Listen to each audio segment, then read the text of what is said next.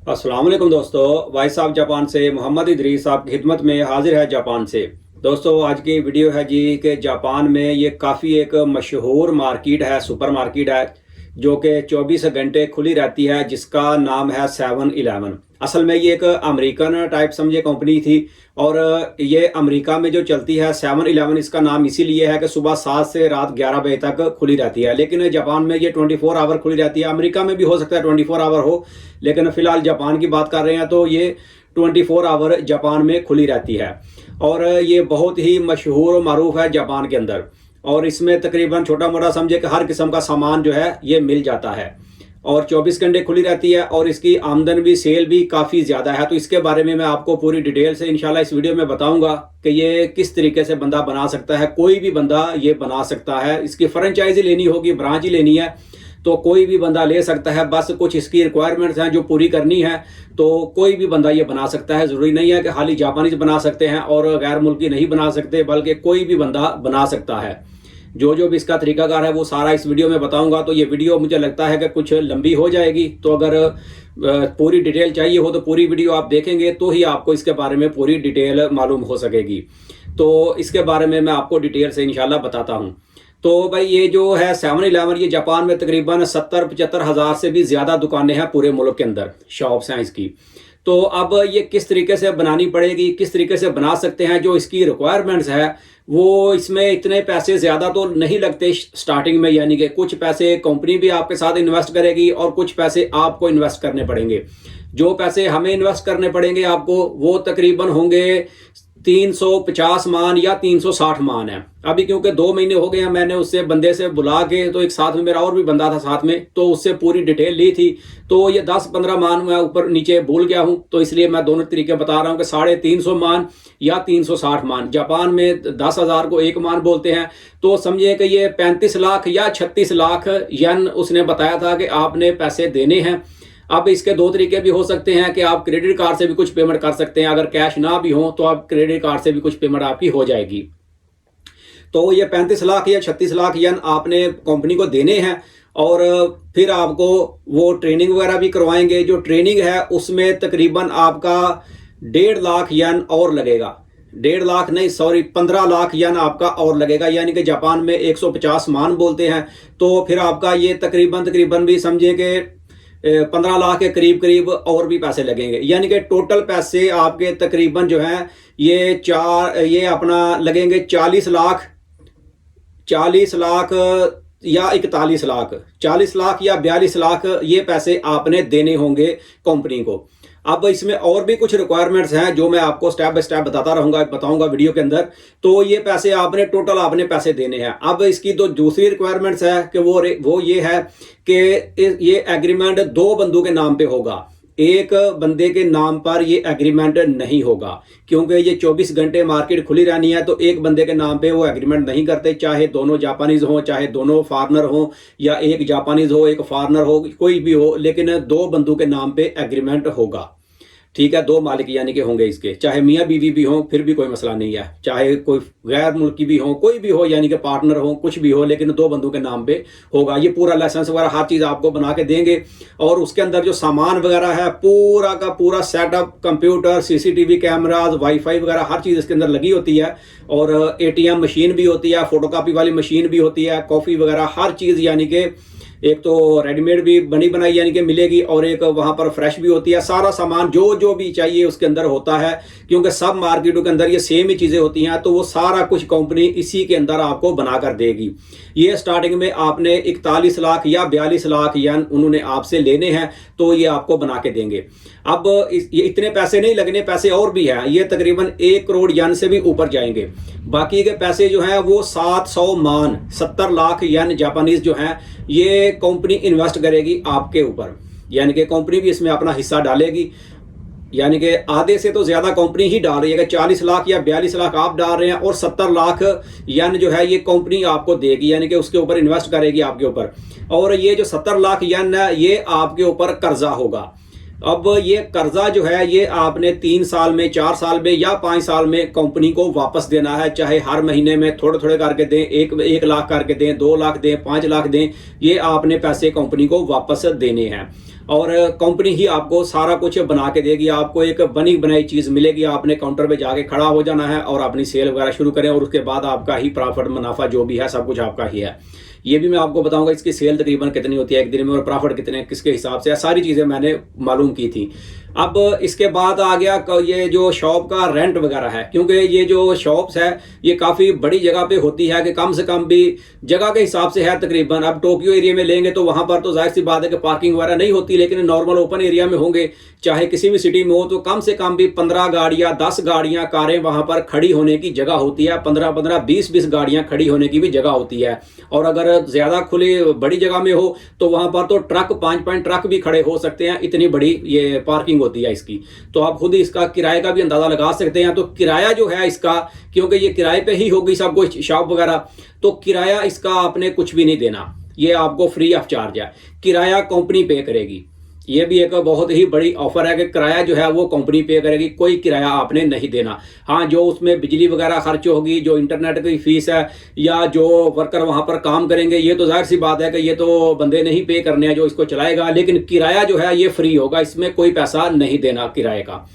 और सामान वगैरह जो है ये ज़ाहिर सी बात है कि सामान कंपनी की गाड़ी आएगी डेली, जो जो सामान आपको चाहिए होगा, यानी कि जो पूरा तरीकाकार है, जो 15 दिन वो ट्रेनिंग कराएंगे, उसमें ये 4 दिन 5 दिन वो ट्रेनिंग करवाते हैं, तो उसमें ये सारी चीज़ें बताएंगे कि ऑर्डर किस तरीके से करना है। गाड़ी आएगी डेली, उनका रात का दिन का जो भी टाइम है, रात को तकरीबन गाड़ियाँ आती हैं, तो वो सारा सामान उठा के उसमें रैंकों में रखना होता है, तो उन्हीं से सामान लेना है। यानी कि 7-11 की जो अपनी कंपनी है वही गाड़ी आएगी, वही सामान दे के जाएगी और वहीं पर सामान रखना है।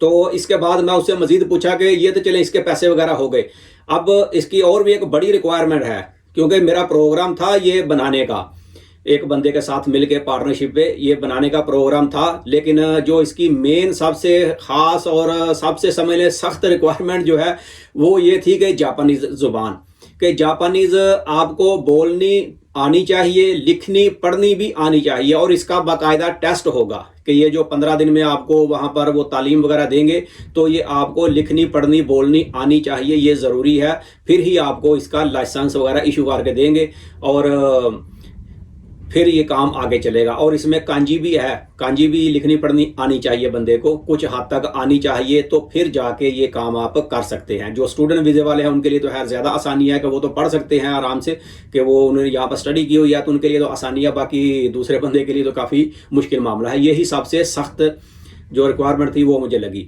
बाकी इसके बाद जो है, बाकी और इसमें सेल कितनी है उससे मैं पूछा कि चले जो होना या ना होना बाद की चीज़ है, लेकिन एक पूरी मालूमात तो लेनी है। तो अब इसके बारे में इसकी सेल कितनी होगी तकरीबन कम से कम भी, अब जो बड़ी कंपनियां कोई भी होती हैं उनको मालूम होता है कि हमारी सेल कितनी होती है। जैसे आईफोन मोबाइल है, सैमसंग वगैरह, इनको पता है कि हमारा ये मोबाइल बनाएंगे ये कितना बिकेगा, कितनी तादाद में जाएगा। तो उनको भी इसी तरीके से जापान में यानी कि ये 7-11 का बिजनेस का पता है कि ये हमारी मार्केट में सेल कितनी होती है।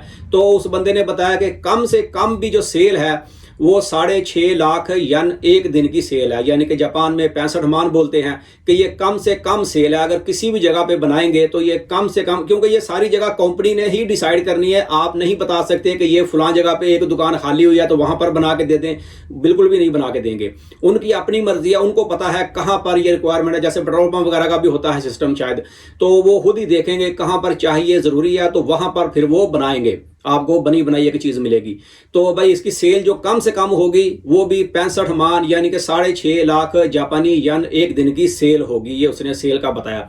फिर मैं उससे पूछा कि इसमें प्रॉफिट कितने % है, तो उसने बताया जी प्रॉफिट इसमें डिफरेंट चीज़ों के ऊपर अलग अलग सिस्टम से प्रॉफिट है। जैसे केक वगैरह, ब्रेड वगैरह है। ब्रेड नॉर्मल अगर देखेंगे तो आपको 7-11 में तकरीबन 110 का या 100 यन का, 110-120 का, ये कम से कम वाला है।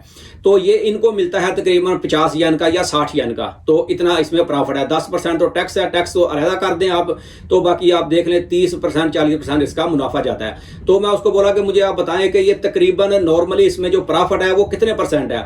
कोई भी चीज़ें हैं सारी मिक्स करके समझें कि सारा प्रॉफिट इसमें कितना है। तो उसने कहा जी इसमें आपका प्रॉफिट जो है वो 30% से लेके 40% तक है। 30 से 40% आपका मुनाफा है। कोई भी चीज़ आप बेचेंगे इससे कम मुनाफा है ही नहीं है।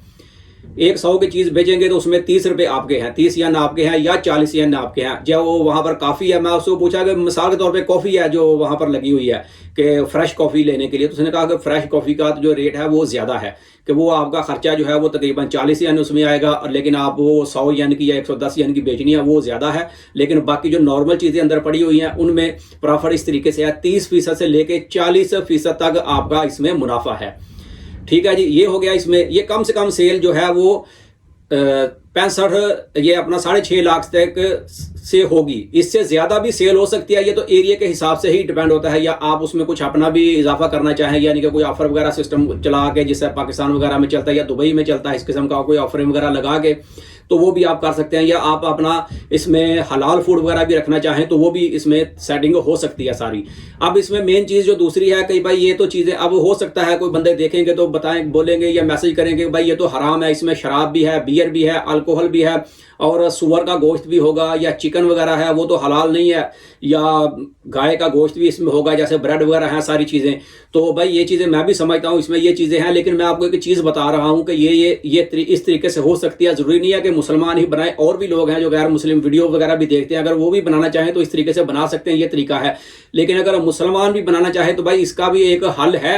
अगर कोई बंदा इसका भी करना चाहे तो वो हल कर सकता है। अगर मैं ये बनाता तो मुझे तो पता है किस तरीके से हल करना है, उसका बाकायदा मैं फतवा भी लेके तो इसको मैं उस तरीके से हल कर सकता था। थोड़ा सा इसमें मेहनत है, करनी पड़ेगी डेली के हिसाब से आपको, जैसे वो एक अकाउंट चेक करना होता है इस तरीके से आपको डेली में ये चीज़ें देखनी पड़ेंगी, तो उसमें भी हल हो सकता है। यानी कि शॉर्टकट तरीके से मैं आपको मुख्तसर ये बता सकता हूँ कि इसमें आप एक गैर मुस्लिम को पार्टनर साथ में रख सकते हैं। ये मसला मैंने सुना था, लेकिन फिर भी मैं आपको बताऊंगा कि फिर भी एक बार खुद आप किसी मुस्नद मुफ्ती साहब से ये कंफर्म कर लें। मुफ्ती अकमल कादरी साहब जो QTV पे आते हैं, उनसे मैंने सुना था कि गैर मुस्लिम कंट्रीज़ में इस तरह से होता है कि सामान हलाल भी होता है, हराम भी होता है, मिक्स सामान है। तो अगर कस्टमर वहाँ पर हम शराब वगैरह ना रखें तो कस्टमर फिर नहीं आते, जहाँ से सारी चीज़ें मिलती हैं वहीं से फिर वो कस्टमर जाके शॉपिंग करता है। तो किस तरीके से हल किया जाए, तो इसका जवाब उन्होंने ये बताया था कि जो एरिया हराम चीज़ों का है मिसाल के तौर पर, तो आप किसी गैर मुस्लिम को इसमें पार्टनरशिप के तौर पर या इस तरीके से रखें। ये मैं आपको एक छोटा सा हल बता रहा हूं, लेकिन फिर भी आपने उलमा कराम से पूछना है। हो सकता है मेरे बताने में कोई फ़र्क आ जाए, लेकिन एक आइडिया मैं बता सकता हूं इसके बारे में। तो आप इसमें किसी गैर मुस्लिम को साथ में पार्टनरशिप के रख सकते हैं, और उसको इशारतन कनादा, डायरेक्ट तो नहीं बोलनी हर चीज़ होती, लेकिन थोड़ा इशारे में अगला बंदा भी समझता है ये चीज़ें। तो इशारे में आप बता सकते हैं कि भाई इस्लाम में ये शराब, बियर और ये सूअर का गोश्त वगैरह हम नहीं बेच सकते, तो ये एरिया तुम्हारा हो गया, इसमें तुम जो मर्जी रखो बेचो, तो जो इसका प्रॉफिट आएगा या जो चीज़ें खरीदोगे वो सारी तुम्हारी। ठीक है, तो मेरे ख्याल से बना बनाया बिजनेस कोई भी बंदा किसी को अगर इस तरीके से मिले, आप ना कागजी कार्रवाई करें बेशक, लेकिन अगर इस तरह से बोल के भी करें तो भाई किसी बंदे को भी इसमें कोई तकलीफ नहीं होगी। अगर उसको 100 मान या 10 लाख या 20 लाख इसमें हिस्सा भी मिलाना पड़े, आपको देना पड़े सिर्फ काउंटर के तौर पर, जिस तरह से पाकिस्तान में भी काउंटर वगैरह भी बनाए जाते हैं, तो काउंटर के तौर पर भी अगर वो बंदा आपको इतने पैसे देगा, तो जो चीज़ें अगर आप वो शाम को, अब आपको थोड़ी सी मेहनत इस तरीके से करनी पड़ेगी कि शाम को जो चीज़ें बिकेंगी वो आपने वो रेट लिस्ट पूरा, यानी कि वो बिल देखना होगा, कंप्यूटर में ही होगा सारा आपके पास। तो उसमें देखेंगे कि जो गोश्त वगैरह गया है वो आप काउंट नहीं करें, जो यानी कि डेली के हिसाब से आप प्रॉफिट कर लें। महीने का करेंगे तो वो तो लंबा हिसाब हो जाएगा। अगर आप डेली से थोड़ा 1 घंटा आधा घंटा करेंगे तो मेहनत तो करनी पड़ेगी थोड़ा काम में। तो आप जो सुअर, जो गोश्त वगैरह बिका है या अल्कोहल की आइटम जो भी गई है, शराब बियर बिकी है, उसको आप काउंट ना करें, उसको वो बंदा काउंट कर ले। और जो बाकी का सामान है वो तो सारा हराम नहीं है, वो तो मिक्स चीज़ें हैं बाकी सारी, तो वो आप अपना देख लें भाई इतने ये मेरा सामान बिका है, इसकी प्रॉफिट या मुनाफा जो भी है ये मेरा हो गया, और बाकी का सामान जो है वो उसका है। बाकी जब वो सामान डेली के तौर पे ख़रीदना भी है तो वो आप उसको बताएं कि भाई वो तुमने ही ख़रीदना है अपने पैसों से और तुमने ही सेल करना है, तो आराम से वो बंदा भी कर सकता है, कोई मसला नहीं है। बाकी रही बात दूसरी काउंटर के ऊपर कि भाई वो सामान तुम्हारा भी बिकना है, हमारा भी बिकना है, तो जब तुम्हारी पार्टनरशिप है तो बस ठीक है, कोई मसला नहीं है। वो अगर मैं भी काउंटर पर खड़ा हूँ तो जो भी बंदा मेरे सामने भी कोई सामान, भले शराब की बोतल भी ला के रखेगा तो मैं मैं तो उससे पैसे लेने हैं, सामान तो वो तुम्हारा ही जाएगा, तो जब हिसाब करेंगे तो वो तुम अपने पैसे ले लेना, मैं अपने पैसे ले लूँगा। यानी कि इस तरीके से आप वो कर सकते हैं, इसका कोई मसला नहीं है। ये आप किसी मुफ्ती साहब से इसके बारे में फतवा ले सकते हैं या डिटेल से मालूमात ले सकते हैं। मैंने सिर्फ आपको एक हल्का सा इशारे के तौर पे बता दिया है कि हो सकता है मेरे बताने में कोई आगे पीछे बात हो गई हो, ये मैं फतवा नहीं दे रहा, लेकिन एक हल की बात बता रहा हूँ कि इस तरीके से भी हल हो सकता है। क्योंकि कई लोग वीडियो देखते ही वो वीडियो पूरी भी नहीं देखते, बात भी नहीं पूरी सुनते और नीचे कमेंट करना शुरू कर देते हैं। तो मैं भी अब आसान सा हल पकड़ा हुआ है कि भाई जो बंदा भी गलत कमेंट करेगा सीधा उसको चैनल से ही डिलीट कर दो, या टिकटॉक के ऊपर करता है तो सीधा ब्लॉक कर दो। भाई ठीक है, ये आपके काम की नहीं है वीडियो, मैं गलत मालूमात देता हूं, जहां से आपको अच्छी मालूमात मिलती है वहां से ले लो, बस बात खत्म, कोई बहस वाली बात ही नहीं है, ठीक है। नहीं तो ये सिंपल सी चीज है भाई, इस तरीके से आप इसका हल कर सकते हैं। तो यही इसमें पूरी मालूमात है। अब लेकिन एक ही बड़ी रिक्वायरमेंट जो मुझे लगी है वो यही है कि जापानीज लिखनी पढ़नी बोलनी तो चले यहाँ पर ज्यादा लोगों को आ ही जाती है, तो लिखनी पढ़नी आनी चाहिए, तो फिर ही आप इसमें जा सकते हैं। तो इसमें बिजनेस बहुत अच्छा है ये, और काफी ज्यादा प्रॉफिट है आपकी इसमें। और इसमें आप अपने बंदे या अपने रिश्तेदार भी 2-3 वीजे भी कल को निकाल सकते हैं इसमें आसानी से, क्योंकि ये तो इसका एक क्या कहते हैं, एक नाम है, ब्रांड है 7-11 का। 2-4 बंदे आप बुला सकते हैं, 3-4 बंदे भी आप इसमें बुला सकते हैं, क्योंकि 24 घंटे की दुकान खुली रहनी है। बंदा यहाँ पे आ जाए, जुबान नहीं आती कोई मसला नहीं है, यहाँ पे आ जाए 2-3 महीने के लिए, उसको 4 महीने के लिए स्कूल भी भेजते रहे, काम भी करता रहे, स्कूल भी जाता रहे, तो आराम से लैंग्वेज भी थोड़ी बहुत उसको आ जाएगी, तो बस उसका भी रोजगार चलता रहेगा और आपका भी सिलसिला बना रहेगा। और इसमें सैलरियाँ आपको मालूम है कि 7-11 में जितने भी लोग आप देखते हैं, 7-11 में सैलरियाँ ज्यादा नहीं होती, 900 येन और 950 येन फी घंटा के हिसाब से इनकी सैलरियाँ हैं। आप देखें जो लोग जापान में देखते हैं कि कितनी खूबसूरत यंग लड़कियां हैं, तो भाई ये ज़्यादातर स्टूडेंट भी इसमें काम करती हैं और दूसरे लोग भी हैं, लेकिन स्टूडेंट वगैरह ज़्यादा काम करती हैं, लड़कियां या लड़के इसमें। तो इनकी सैलरियां इतनी ही हैं। आप गूगल में सर्च करके देख लें 7-11 जॉब की सैलरी कितनी है, तो 900, 900, 930, 1000 भी बहुत कम होगी।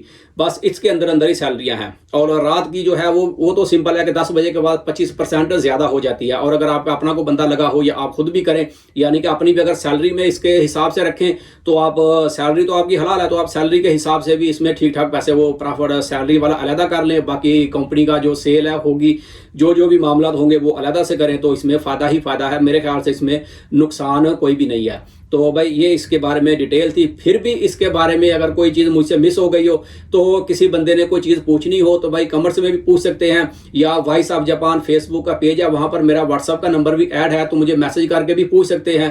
तो जो चीज़ें मुझे मालूम होगी मैं इंशाल्लाह उसके बारे में आपको बता दूंगा, क्योंकि वीडियो बनाते वक्त हो सकता है कोई चीज़ आगे पीछे मेरे से मिस भी हो गई हो, लेकिन जब आप पूछेंगे तो मैं बता दूंगा। हाँ, उस बंदे का अगर नंबर चाहिए जो इसमें एरिया को डील वगैरह करता है। हाँ, इसमें एक और चीज़ है कि ये कंपनी उसी वक्त नहीं बनेगी। उस बंदे ने बताया था कि ये कांतो एरिया में तकरीबन 6-7 सूबे आते हैं, तो इन सब सूबों में साइतामा एरिया जो है ना सूबा, इसमें जल्दी बन सकती है और इसमें तकरीबन भी 1 साल का टाइम लग जाएगा। अगर साइतामा में भी बनाएंगे तो 1 साल का, बाकी अगर टोक्यो वगैरह में या किसी और सिटी में कहेंगे तो 2 से 3 साल इसमें आपका नंबर आएगा। सारा कुछ आपका क्लियर हो गया तो 2 या 3 साल के बाद आपका नंबर आएगा, फिर आपको ये मिल सकती है। लेकिन साइतामा एरिया में ये जल्दी मिल सकती है। भले आप किसी भी एरिया में, जापान में किसी भी सिटी में हो, कोई मसला नहीं है, लेकिन आपने बिजनेस बनाना है तो बिजनेस तो आप कहीं भी खोल सकते हैं, तो आप साइतामा एरिया में भी बना सकते हैं। यहाँ पर जल्दी से मिल सकती है, यानी कि ये सूबे में जल्दी मिल सकती है। कौन सी सिटी होगी, क्या होगा, ये सारा तो कंपनी ही डिसाइड करेगी, तो फिर ही कंपनी बताएगी कहां पर आपको वो बनाकर देंगे। और सारा सेटअप आपको लगा लगाया मिलेगा, आपने कहीं पर नहीं जाना, कुछ नहीं करना।